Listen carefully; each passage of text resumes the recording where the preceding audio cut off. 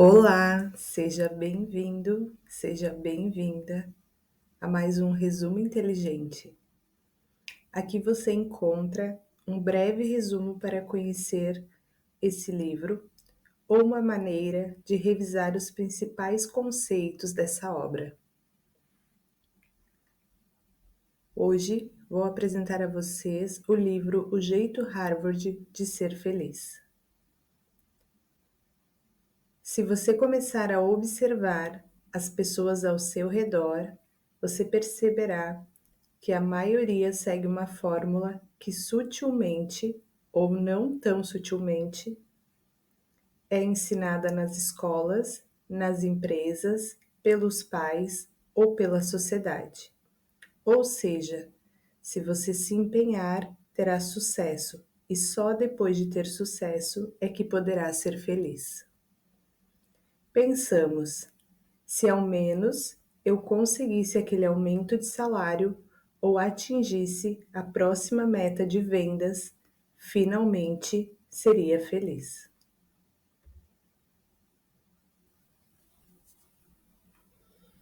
Se ao menos conseguisse mais uma boa nota, eu seria feliz. Se perdesse mais 3 quilos, seria feliz. E assim por diante, sucesso antes, felicidade depois. Capítulo 1. Os benefícios da felicidade no trabalho. Como o cérebro positivo possui uma vantagem biológica em relação ao cérebro neutro ou negativo. Esse princípio nos ensina como retreinar o cérebro para capitalizar a atitude positiva e melhorar a nossa produtividade e o desempenho. Alguns estudos concluíram que a felicidade leva ao sucesso, em praticamente todos os âmbitos, inclusive no trabalho, na saúde, amizade, criatividade e energia.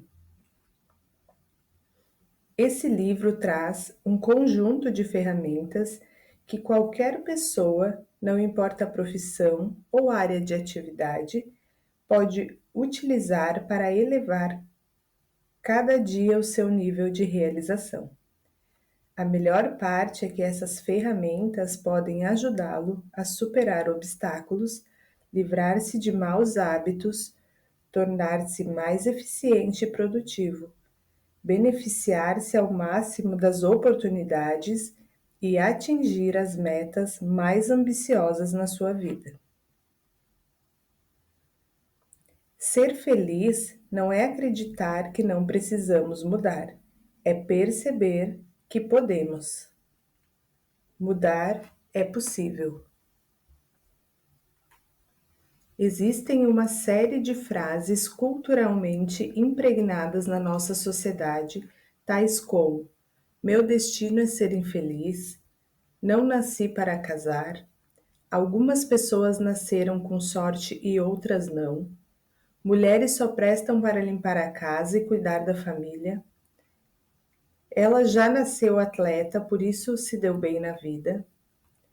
É assim que pensamos na nossa cultura. São frases prontas que parecem que vêm impregnadas em nós ao nascer.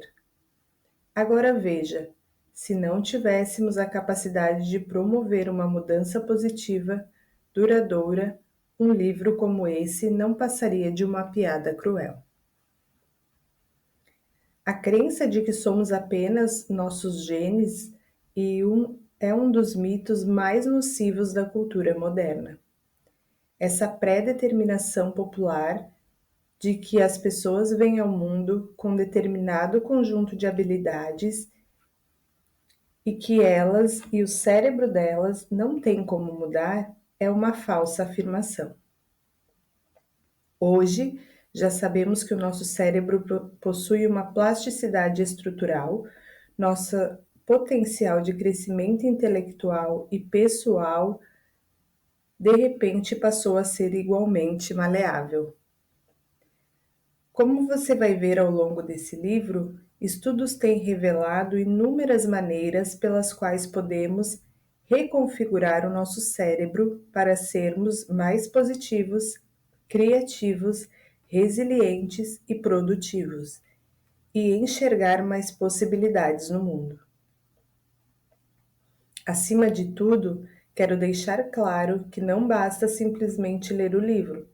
A mera posse do conhecimento não basta para mudar o nosso comportamento e criar uma mudança verdadeira e duradoura. É necessário foco e empenho para aplicar os princípios na prática, e só então os resultados começarão a surgir. Os 7 princípios. Princípio número 1. O benefício da felicidade. Quando estamos felizes, quando a nossa atitude e estado de espírito são positivos, somos mais inteligentes, mais motivados e, em consequência, temos mais sucesso. A felicidade é o centro e o sucesso é que gira em torno dela. Pesquisas recentes demonstram que a felicidade nos proporciona uma vantagem química concreta, como emoções inundam o nosso cérebro com dopamina e serotonina, substâncias químicas que não apenas fazem nos sentir bem, como também sintonizam centros de aprendizado do cérebro em um patamar mais elevado. Elas nos permitem criar e sustentar mais conexões neurais, o que, por sua vez, nos possibilita pensar com mais rapidez e criatividade. Ser mais hábeis em análises complexas e na resolução de problemas e enxergar e inventar novas maneiras de fazer as coisas. Existem várias maneiras de melhorar o nosso estado de espírito e elevar o nosso nível de felicidade ao longo do dia. Cada atividade relacionada adiante não apenas nos proporciona uma rápida descarga de emoção positiva, melhorando o nosso desempenho e o nosso foco no momento, como também, se realizada habitualmente, nos ajuda a elevar permanentemente o nosso patamar de felicidade. Se uma das dicas a seguir não fizer sentido para você, não adote. Em vez disso, encontre um substituto que se adapte melhor a você. A meta é simplesmente elevar o seu estado de espírito e colocá-lo em uma condição mais positiva, para que você possa usufruir de tudo que o benefício da felicidade tem a oferecer. Dica 1. Medite. Bastam 5 minutos por dia observando a sua respiração. Enquanto isso, tente ser paciente. Se perceber que a sua mente está se distraindo, induza a voltar ao foco. A meditação, ela requer prática, mas é uma das intervenções mais poderosas para atingir a felicidade. 2. Encontre algo pelo qual aguardar com expectativa. Muitas vezes, a parte mais agradável de uma atividade é esperar por ela. Então, sempre que precisar de uma descarga de felicidade, lembre-se do evento que está por vir. Antecipar a recompensa do futuro pode adicionar os centros de prazer do seu cérebro, tanto quanto a própria recompensa. 3. Exercite-se. Você já deve ter ouvido falar que o exercício físico libera substâncias químicas indutoras do prazer chamadas endorfinas. Mas esse não é o único benefício. A atividade física pode melhorar o humor e o nosso desempenho no decorrer do dia. Aumenta a motivação, reduz o estresse e a ansiedade. Caminhe, pedale, corra, Jogue, alongue-se, pule corda, não importa, contanto que você mantenha-se em movimento. 4. Gaste dinheiro, mas não com coisas. Ao contrário do ditado popular, o dinheiro pode sim comprar a felicidade, mas só se utilizado para fazer coisas e não simplesmente ter coisas.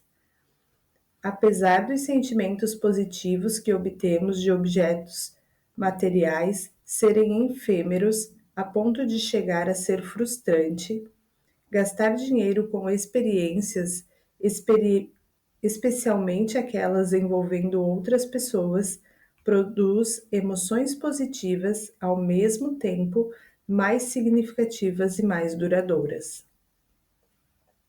5. Exercite um dos seus pontos fortes. Todo mundo é bom em alguma coisa. Você pode ser excelente em dar conselhos, pode lidar bem com crianças ou saber fazer um bolo de chocolate maravilhoso. Cada vez que utilizamos uma habilidade, não importa qual seja, vivenciamos uma descarga positiva.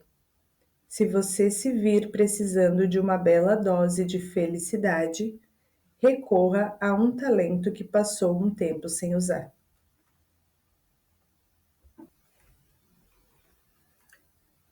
Princípio número 2: o ponto de apoio e a alavanca. Apesar de ser naturalmente não ser possível mudar a realidade só pela força de vontade, podemos usar o nosso cérebro para mudar o modo como processamos o mundo, o que, por sua vez, muda o modo como reagimos a ele. A felicidade não é uma questão de mentir para nós mesmos ou tentar tampar o sol da negatividade, mas sim ajustar o nosso cérebro para enxergar maneiras de nos elevar acima das nossas circunstâncias. O nosso poder de maximizar o nosso potencial se baseia em dois fatores. O comprimento da alavanca significa quanto poder e potencial acreditamos ter. A posição do nosso ponto de apoio, que fala sobre a atitude com a qual geramos o poder para uma mudança. Quanto mais movemos o nosso ponto de apoio, ou seja, nossa atitude mental, mais a nossa alavanca se alonga e, em consequência, mais poder geramos. Mova o ponto de apoio para uma atitude mental positiva e o poder da alavanca é intensificado. Mais importante do que acreditar na própria capacidade é acreditar que é possível melhorar essa capacidade. Alguns estudos demonstram que o fato de alguém acreditar ou não que é possível desenvolver a inteligência afeta diretamente o seu nível de realização. Apesar das pessoas poderem definir em todos os aspectos, em seus talentos iniciais e aptidões, interesses ou temperamento, qualquer um pode mudar e crescer por meio do empenho e da experiência. Essa mesma pesquisa demonstrou que pessoas com atitudes mentais negativas deixam passar oportunidades de melhoria e apresentam um desempenho em geral inferior, ao passo que aqueles com atitude mental em desenvolvimento, tendendo a pensamentos positivos e de um futuro melhor, estão sempre ampliando as suas possibilidades. Princípio número 3: o efeito Tetris. O efeito Tetris resulta de um processo físico bastante normal que jogos repetidos acionam no cérebro dos jogadores. Eles ficam ligados em um processo chamado de imagem residual cognitiva. Sabe aqueles pontos azuis ou verdes que mancham a sua visão durante alguns segundos depois que alguém tira uma fotografia com flash de você? Isso acontece porque o flash gravou momentaneamente uma imagem no seu campo visual, de forma que quando vê o mundo, você enxerga esse mesmo padrão de luz por toda parte. Quando esses jovens que passaram um período prolongado jogando Tetris, eles ficam presos a um padrão de forma similar, mancham a visão deles, no caso, um padrão cognitivo que fazia eles enxergarem involuntariamente blocos de Tetris onde quer que olhassem. Especificamente, como estudos subsequentes revelaram, o jogo ininterrupto criava novos caminhos neurais, novas conexões que distorciam o modo como eles viam situações na vida real. É assim que o nosso cérebro funciona. Ele fica preso muito facilmente a padrões de visões de mundo, alguns mais benéficos do que outros. Todo mundo conhece alguém preso em alguma versão do efeito Tetris, alguém incapaz de romper um padrão de pensamento ou comportamento. Esse padrão, por vezes, é negativo. O amigo que entra em qualquer lugar e imediatamente encontra um motivo para reclamar. O colega que prevê um desastre antes de cada reunião, não importa quais sejam as circunstâncias. Você conhece o tipo, talvez até seja um deles.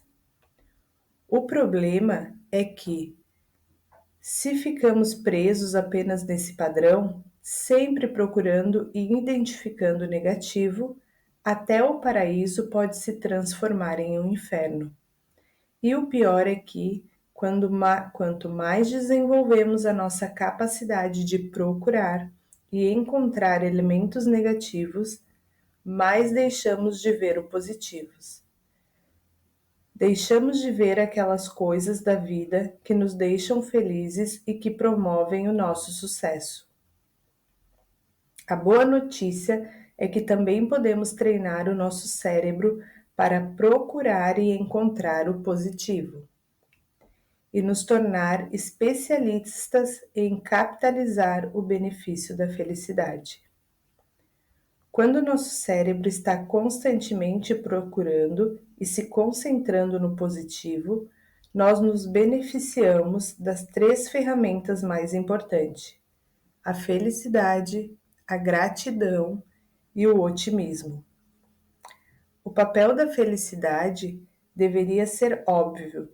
Quanto mais atentamos para o positivo que nos cerca, mais nos sentimos melhor. O segundo mecanismo é a gratidão, porque quanto mais oportunidade de positividade vemos, mais grato nos tornamos. Estudos demonstram que pessoas, em geral gratas, são mais energizadas, emocionalmente inteligentes, tolerantes e menos propensas à depressão, ansiedade ou solidão. O terceiro item é o otimismo. Isso instintivamente faz sentido. Quanto mais o seu cérebro presta atenção ao positivo, mais é possível esperar que essa tendência se mantenha e, em consequência, mais otimista você será. Da mesma maneira que dominar um videogame requer dias de prática focada, treinar o seu cérebro para perceber mais oportunidades requer prática na concentração do positivo. A melhor maneira de dar início a esse processo é fazendo uma lista diária dos aspectos positivos do seu dia. A atitude mental ideal não é se descuidar dos riscos, mas sim priorizar de fato o lado positivo. Princípio 4. Encontre oportunidade na adversidade. O cérebro humano está constantemente criando e ajustando mapas mentais para nos ajudar a navegar por esse mundo complexo e em constante mudanças. Essa tendência foi programada em nós por meio de milhares de anos de evolução. Para sobreviver, devemos criar mapas físicos do nosso ambiente, delinear estratégias para obter comida e mapear possíveis efeitos das nossas ações. Esses mapas são muito importantes para a nossa sobrevivência na natureza e também para ter sucesso e prosperar nas diversas áreas de sua vida. Apesar de muitos de nós, felizmente, vivermos uma vida livre de traumas sérios, todos vivenciamos algum tipo de adversidade em algum ponto da vida. Erros, obstáculos, fracassos, decepções, sofrimento. Temos muitas palavras para descrever os graus de provação que podem nos acometer a qualquer momento na vida pessoal ou profissional. No entanto, cada contratempo vem acompanhado de alguma oportunidade de crescimento que podemos nos treinar a perceber e aproveitar. As pessoas mais bem-sucedidas veem a adversidade como um trampolim para a experiência. Com efeito, é o fracasso que muitas vezes leva a ideias revolucionárias, que levam você ao próximo degrau, geram lucros recordes e reinventam carreiras. Naturalmente, transformar a adversidade em oportunidade é uma habilidade mais natural para algumas pessoas do que para outras. Felizmente, essas técnicas podem ser aprendidas. Uma maneira de nos ajudar a enxergar o caminho da adversidade, a oportunidade, é praticar o modelo ABCD da interpretação. Em português, A. Adversidade, C. Crença, consequência e constatação. A adversidade é um evento que não temos como mudar. A crença é a nossa reação do evento, o motivo por que achamos que ela ocorreu e o que achamos que ela significa para o futuro. A consequência é a maneira que interpretamos a crença, podendo ela ser positiva ou negativa. A contestação diz respeito primeiro a nos convencer de que a nossa crença não passa disso, uma crença e não um fato, e depois desafiá-la. Para finalizar, tenha sempre em mente que o nosso medo das consequências é sempre pior que as consequências em si. Isso pode nos ajudar a adotar uma interpretação mais otimista dos obstáculos e contratempos que inevitavelmente enfrentamos. Princípio número 5: o círculo do zorro.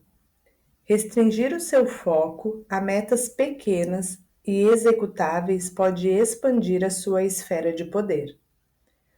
O conceito do círculo do zorro é uma poderosa metáfora de como podemos atingir metas mais ambiciosas no trabalho, na carreira e na vida pessoal. Se concentrarmos os nossos esforços primeiro em metas pequenas e alcançáveis, teremos um sentimento de controle maior, que é crucial para o seu desempenho. Ao restringir o escopo dos nossos esforços primeiro e depois observar esses esforços produzirem o efeito pretendido, acumulamos os recursos, o conhecimento e a confiança necessária para expandir o círculo, conquistando aos poucos uma área cada vez maior. Sentir que estamos no controle, que somos os mestres dos nossos próprios destinos, é um dos maiores propulsores tanto do bem-estar quanto do desempenho. Pense nos seguintes termos: a melhor maneira de lavar um carro é colocar o dedão do jorro da mangueira, deixando aberta apenas uma parte da área. Por quê? Porque isso concentra a pressão na água, multiplicando a potência da mangueira. Na sua vida, o equivalente seria concentrar os seus esforços em pequenas áreas nas quais você sabe que pode fazer a diferença. Ao lidar com um pequeno desafio por vez, um círculo estreito que se expande aos poucos, podemos reaprender que as nossas ações de fato têm um efeito direto sobre os nossos resultados e que somos grande parte os mestres do nosso próprio destino. Com um locus de controle cada vez mais interno e uma confiança maior na nossa capacidade, podemos expandir ainda mais as nossas ações e o nosso foco. Princípio número 6. A regra dos 20 segundos. Ao transformar maus hábitos em bons hábitos, reduzimos os obstáculos para a mudança. Primeiramente, precisamos ter em mente que o conhecimento é apenas parte da batalha. Sem a ação, o conhecimento muitas vezes não faz diferença alguma. Para sermos excelentes, não podemos apenas pensar com excelência ou nos sentir excelentes. Precisamos agir com excelência. No entanto, a ação necessária para colocar em prática muitas vezes é a parte mais difícil do processo. A verdade é que é difícil manter hábitos positivos, por mais razoáveis que eles possam parecer. Mesmo nos sentindo comprometidos com a mudança positiva, pode parecer quase impossível mantê-la por um bom tempo. Com muita frequência, nossas promessas não são cumpridas e esteira ou bicicleta ergométrica de hoje se tornam cabides de roupa amanhã. Se o nosso cérebro tem a capacidade de mudar, como sabemos ser o caso? Por que é tão difícil mudar o nosso comportamento e como podemos facilitar essa tarefa? Naturalmente, é nesse ponto que a expressão "é mais fácil dizer do que fazer" tem mais relevância. Os bons hábitos podem ser a resposta, mas como podemos criá-los? Uma sugestão para esse processo são as pitadas diárias de empenho. Não se trata de uma grande revelação, mas basicamente de uma reformulação do velho ditado: a prática leva à perfeição. Em outras palavras, o nosso cérebro efetivamente muda em resposta à prática frequente. Não importa se você está tentando mudar hábitos do trabalho ou em casa, o segredo para reduzir as escolhas é determinar e seguir algumas regras simples. Naturalmente, essa técnica não é eficaz só para decisões do tipo usar uma esteira ou a bicicleta ergométrica. Determinar antecipadamente as regras pode nos libertar do constante bombardeio de escolhas que podem fazer uma grande diferença na nossa vida. Se adotarmos a regra de nunca dirigir depois de tomar um drink, por exemplo, eliminaremos o estresse e a incerteza de tentar tomar a decisão sempre que não sabemos ao certo se estamos embriagados depois para dirigir. As regras são especialmente úteis nos primeiros dias da iniciativa, mudar comportamentos, quando é mais fácil desviar do caminho. Aos poucos, à medida que a ação desempenhada se torna mais habitual, podemos nos dar ao luxo de flexibilizar as regras. Este livro está repleto de maneiras pelas quais podemos capitalizar o benefício da felicidade. Mas se não colocarmos essas estratégias em prática, elas permanecerão inúteis, como um conjunto de ferramentas mantidos trancados em um armário. O segredo para a criação desses hábitos é manter uma prática repetida, ritualista, até as ações se arraigarem na química neural do seu cérebro. E o segredo para a prática diária é posicionar as suas ações desejadas o mais perto possível do caminho da menor resistência. Princípio número 7. Investimento social. A sua rede social de apoio é o seu maior ativo. Em meios aos desafios e ao estresse do trabalho ou do dia a dia, nada é mais crucial para o sucesso do que contar com as pessoas que nos cercam. No entanto, sempre que algo nos acontece, a nossa tendência é se afastar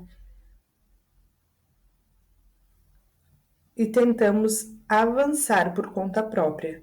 Em consequência, acabamos sozinho e sem ter com quem contar. A nossa necessidade de apoio social não está só na nossa cabeça. Os psicólogos evolucionários explicam que a necessidade de afiliação e formação de vínculos sociais está literalmente programada no nosso corpo.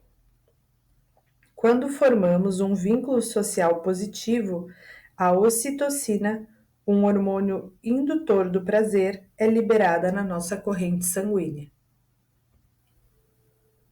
reduzindo imediatamente a ansiedade e melhorando a nossa concentração e foco. Os planejadores financeiros nos dizem que a maneira mais segura de engordar o portfólio de ação é nos manter reinvestindo os dividendos. E o mesmo se aplica aos nossos portfólios sociais. Precisamos investir em novos relacionamentos e precisamos nos manter reinvestindo nos nossos relacionamentos atuais. Porque quanto mais tempo as redes sociais de apoio são mantidas, mais elas se fortalecem. Todos nós sabemos que um aspecto importante de manter um vínculo social é estar presente, tanto física quanto emocionalmente, quando alguém precisa de nós.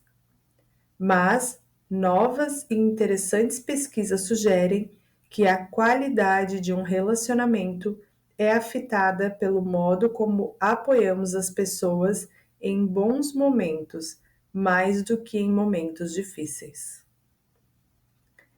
Espalhe o benefício da felicidade por toda parte.